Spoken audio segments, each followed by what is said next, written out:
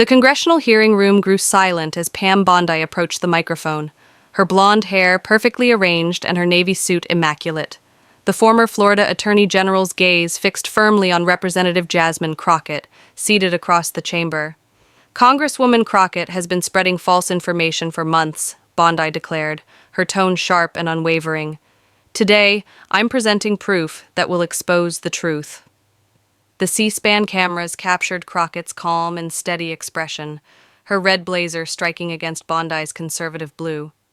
For a brief moment, surprise flickered across Crockett's face as Bondi raised a folder labeled Confidential. What Congresswoman Crockett has been hiding from the American public will astonish you, Bondi continued, her voice gaining intensity. And once you see what I've uncovered, you'll understand why she's worked so hard to divert attention. The committee chairman's gavel struck repeatedly as murmurs rippled through the audience. Republican members leaned forward eagerly while Democrats exchanged uneasy glances. No one expected what came next. As Bondi opened her folder with a touch of drama, Crockett calmly reached for her microphone. The next 30 seconds would silence the entire room. Bondi's expression shifted, color fading from her face, marking a turning point in the entire proceeding. Before diving deeper into this heated exchange, don't forget to like this video and subscribe for more political moments that mainstream outlets often overlook. Pam Bondi stood before the congressional committee with the assurance of someone accustomed to public scrutiny. As Florida's first female attorney general, serving from 2011 to 2019, she had earned recognition as a determined conservative voice. Her close alliance with former President Trump made her a favorite among Republican media circles and a frequent commentator on Fox News. For those unfamiliar with me, Bondi began, her Southern accent gently coloring her words, I've spent my career defending truth and accountability. When elected officials misuse public trust, I cannot remain silent. The hearing, originally focused on federal emergency response funding, had drifted off course when Bondi was invited as a special witness by Republican members. Democrats objected to her inclusion, insisting she lacked direct expertise on the topic. Across the room sat Congresswoman Jasmine Crockett, a freshman Democrat from Texas whose swift political ascent made her both a target and a rising influence. A former civil rights attorney with a law degree from the University of Houston, Crockett had quickly become known for her bold, progressive stance. Crockett appeared composed, occasionally jotting notes, her expression unreadable as Bondi pressed on with her remarks. This isn't about differing opinions, Bondi stated firmly. What we've witnessed from Representative Crockett is a pattern of intentional misinformation that undermines public trust. The stakes were immense. With midterm elections approaching and congressional control in question, the clash represented more than a personal dispute. It symbolized the ongoing ideological divide across the nation, conservative calls for order versus progressive demands for reform. The chamber was filled with journalists, aides, and citizens. Cameras lined the walls, streaming every expression to millions of viewers. Party media teams on both sides stood ready to edit and circulate clips favoring their own narratives. Bondi stepped closer to the witness table, carefully arranging her documents. I've spent weeks gathering this information, she said, lowering her voice. What I discovered reveals a troubling pattern the American people must be aware of. Crockett, renowned for her quick wit and sharper arguments, remained uncharacteristically silent. Rather than her usual animated responses, she watched Bondi with the calm focus of an attorney waiting for cross-examination. The committee chairman, a senior Republican, nodded at Bondi. Please proceed with your testimony, Miss Bondi. You have the floor. As Bondi sorted her papers, a staffer slipped Crockett a brief note. Whatever it contained raised one of her eyebrows before she composed herself, tucking it neatly away. She straightened her blazer, ready for the confrontation ahead. The air in the room grew tense with anticipation. This moment was about to ignite a political spectacle that would dominate news cycles for weeks. Bondi rose confidently, her stance firm like a prosecutor ready to present closing arguments. With a click, the large screens around the room lit up, displaying a social media post from Congresswoman Crockett, dated 3 months earlier. Let me draw your attention to the statement, Bondi said, pointing at the screen here. Representative Crockett claimed that emergency relief funds for hurricane recovery were being deliberately. The claim that funds were withheld from minority communities was entirely false. Bondi advanced to the next slide, revealing FEMA's official distribution maps. These verified records confirmed that allocations were based solely on damage assessments, not demographics. This wasn't an oversight, it was a calculated move to stir racial division for political benefit. Murmurs rippled across the room. Republican members nodded in agreement while Democrats appeared uneasy. Crockett stayed composed, her gaze fixed on Bondi. "And that's just the start," Bondi continued firmly. "Now, let's examine the Congresswoman's remarks about police funding." The display shifted again, showing a quote from Crockett suggesting that law enforcement agencies were receiving militarized gear rather than community support. This claim, Bondi said, lifting a document, directly contradicts the appropriations bill Representative Crockett herself voted for, which clearly assigns 40% of the funds to community programs. A Republican member interjected. "So, she's saying one thing back home and doing another here in Washington." "Exactly," Bondi replied, visibly satisfied. "It's a consistent pattern of misrepresentation." The chairman struck his gavel as Democrats objected to the remark. "The witness will continue without interruption," he ordered, his tone clearly showing bias. Crockett finally spoke, requesting to respond after Bondi's remarks. "You'll have your turn, Representative," the chairman replied curtly. As tensions grew, a Democratic member raised a procedural objection. "Mr. Chairman, this testimony doesn't relate to the emergency response funding under discussion. Ms. Bondi isn't an expert witness in this area." The chairman dismissed the objection.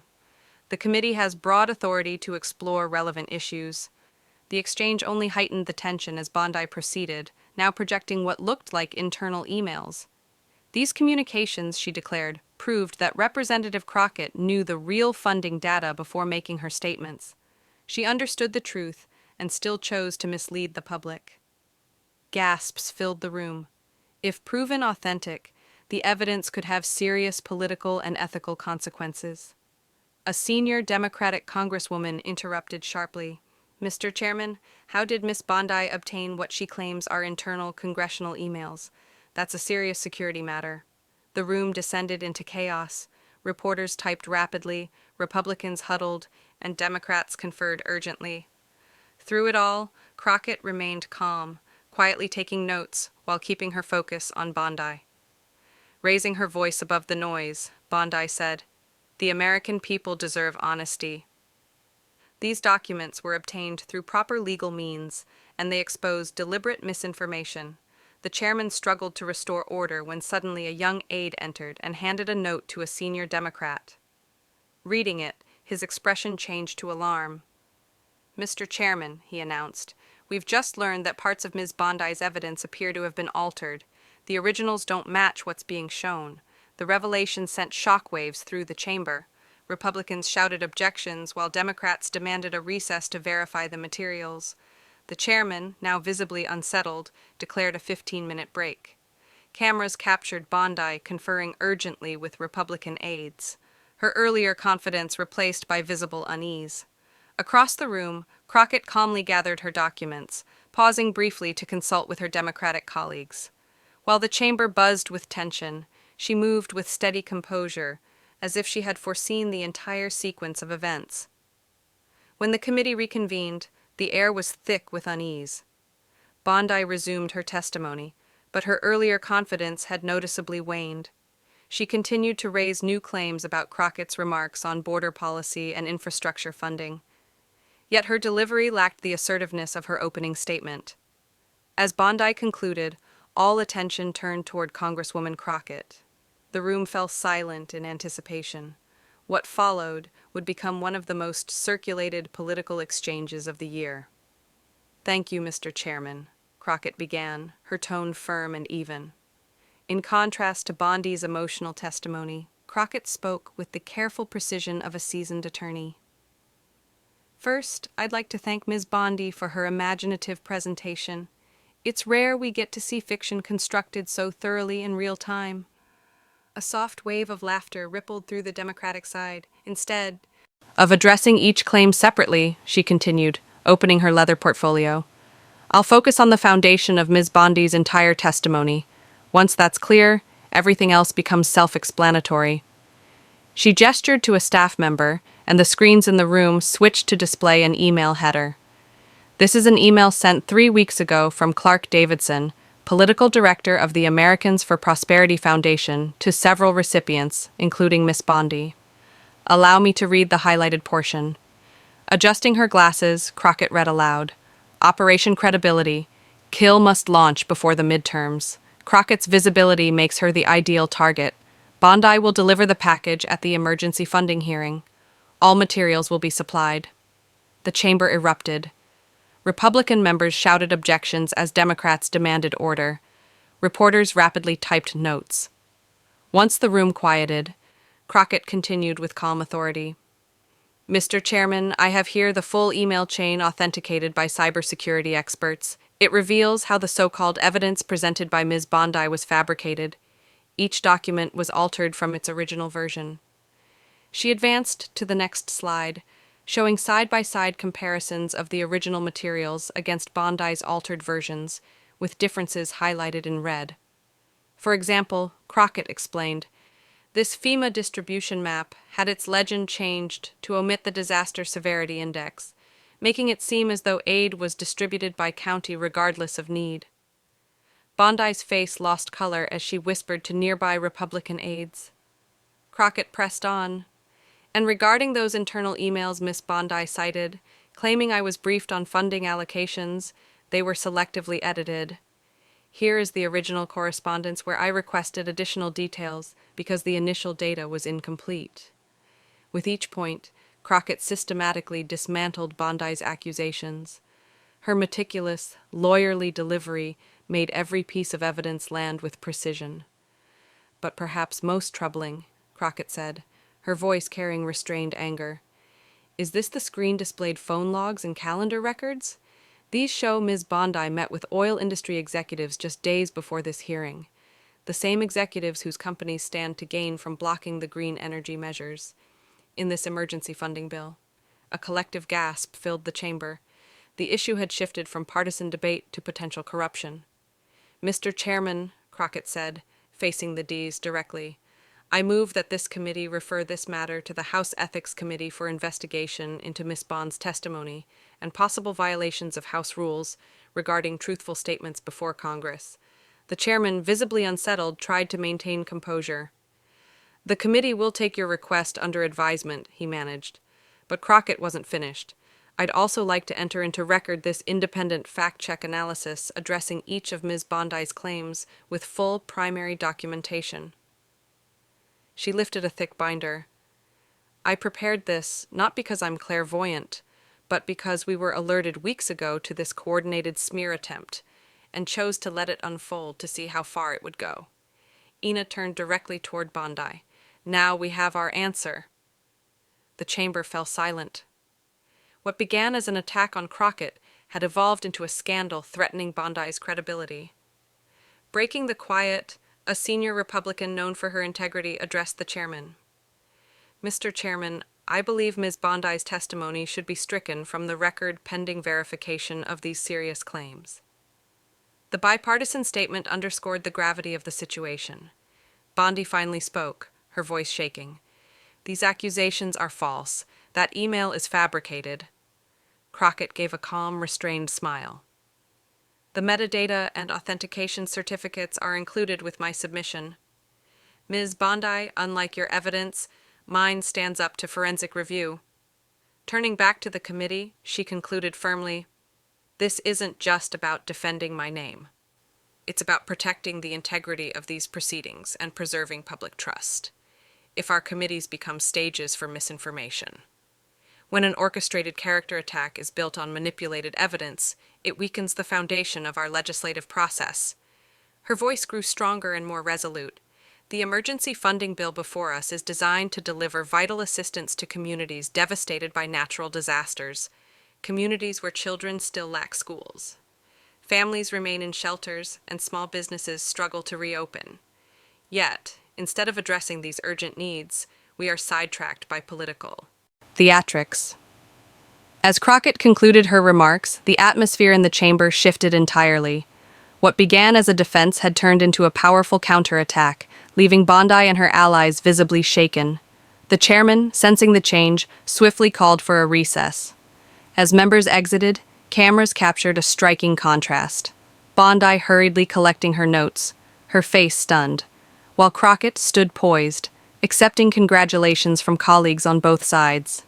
In just 15 minutes, Jasmine Crockett had not only defended herself, but reversed the entire narrative, emerging as the unexpected victor in a political ambush that had backfired spectacularly. Moments after the dramatic close of the hearing, Crockett takeover and Bondi backfire began trending across the nation. Clips of Crockett's calm, yet methodical dismantling of Bondi's accusations spread rapidly across social media. News networks rushed to bring in analysts to interpret what had just unfolded. The headlines told the story clearly. Crockett exposes coordinated smear effort. Bondi faces possible ethics probe after failed attack. Outside the hearing room, reporters crowded around Congresswoman Crockett as she walked steadily through the Capitol corridor. "Congresswoman, did you anticipate this attack?" one shouted. Crockett paused, straightened her blazer, and replied, "We learned weeks ago of an organized attempt to discredit several Democratic representatives before the midterms. Instead of reacting immediately, we allowed the plan to proceed while collecting our own proof. Today's hearing confirmed what we suspected." Another journalist pressed on. "Will you file an ethics complaint against Miss Bondi?" Crockett responded firmly. "This isn't about personal revenge. It's about protecting the integrity of congressional proceedings. The relevant committees will examine the evidence and decide the next steps. My priority remains securing emergency funding for disaster victims who have already waited too long." Meanwhile, Pam Bondi was notably absent. Reports indicated she exited the Capitol through a side door, avoiding the awaiting media. Her scheduled TV appearance was abruptly canceled. By evening, the political landscape had shifted dramatically. 3 immediate outcomes followed. First, the emergency funding bill, previously stalled, regained momentum. Several Republican members who once opposed it now signaled their support, eager to separate themselves from the tainted hearing. "We must get back to aiding disaster victims," declared a senior Republican who had earlier criticized the measure. "These distractions have delayed help for far too long." Second, the focus turned to the coordination between outside groups and congressional testimony. The emails Crockett presented pointed to a larger campaign targeting multiple Democratic representatives, prompting journalists to investigate possible ties among political action committees, lobbyists, and partisan media. This raises serious questions about who's truly shaping the agenda on Capitol Hill, observed a veteran correspondent. If outside interests are influencing testimony and manipulating facts, it poses a major threat to legislative independence. Third, and most notably, Jasmine Crockett's national profile rose dramatically. The first-term Congresswoman, already known for her passionate speeches, was now being hailed as a rising Democratic figure with significant potential. "What we witnessed today was political malpractice met with prosecutorial precision," noted a former White House communications director. Crockett didn't just defend herself. She reframed the entire debate while keeping the focus on policy. That's an exceptionally rare skill in today's political climate. As night settled over Washington, the ripple effects continued. Conservative outlets scrambled to control the damage, some questioning the validity of Crockett's evidence, others quietly distancing themselves from Bondi. "We need to verify these claims before drawing conclusions," said one commentator. Another admitted, "If those emails are real, this represents a serious breach of public trust." Progressive media outlets praised Crockett's performance, calling it a masterclass in political counterpunching. "This is exactly how Democrats should combat disinformation," said one prominent liberal podcast host. "Be fully prepared.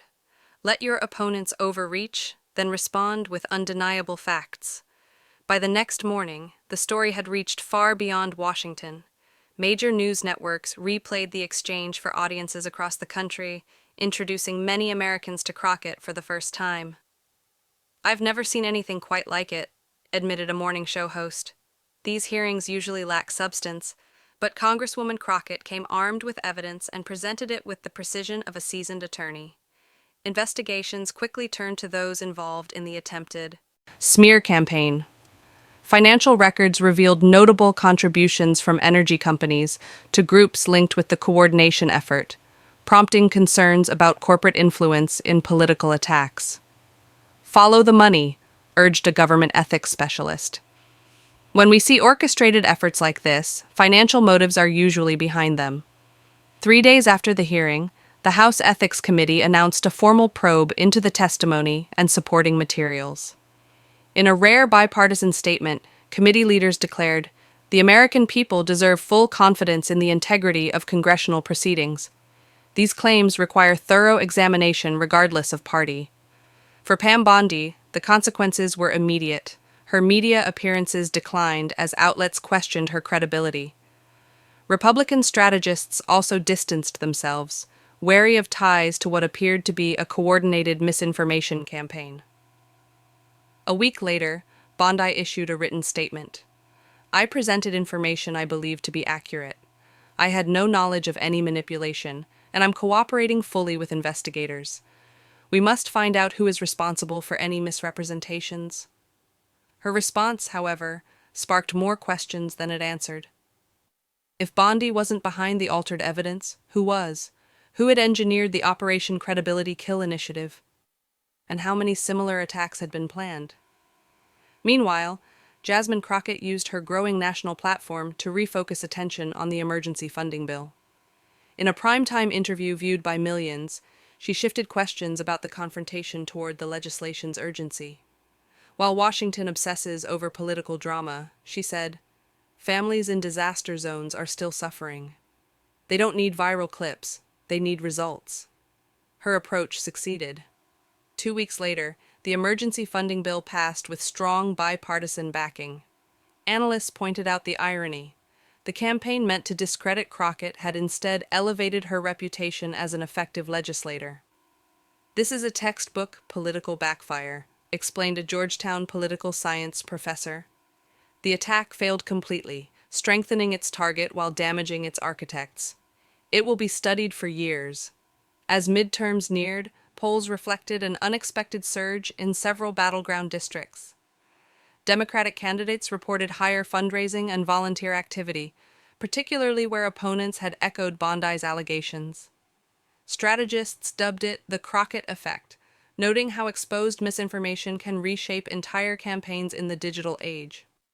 6 months later, a major newspaper investigation revealed the full extent of Operation Credibility Kill. The campaign had aimed at a dozen Democratic lawmakers with similar coordinated attacks. Only one was executed, the one against Crockett, and its failure had dismantled the entire plan.